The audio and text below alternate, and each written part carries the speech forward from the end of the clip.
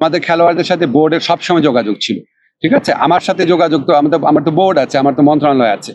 আর আপনাদেরকে আমি স্পষ্টভাবে জানিয়ে দেই, এই যে সিকিউরিটি রিস্কের কথা বিবেচনা করে ভারতে বিশ্বকাপ না খেলা, এটা আমাদের সরকারের সিদ্ধান্ত।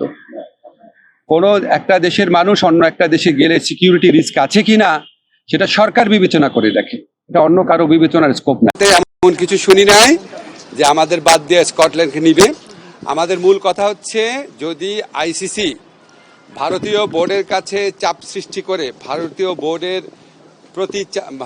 বোর্ডের মানে কাছে মাথা নত করে আমাদের উপর চাপ সৃষ্টি করে অযৌক্তিক কোনো শর্ত চাপায় দেয়, আমরা সেই অযৌক্তিক শর্ত মানব না।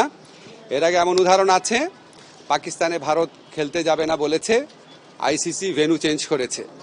আমরা অত্যন্ত লজিক্যাল কারণে ভেন্যু চেঞ্জের কথা বলেছি।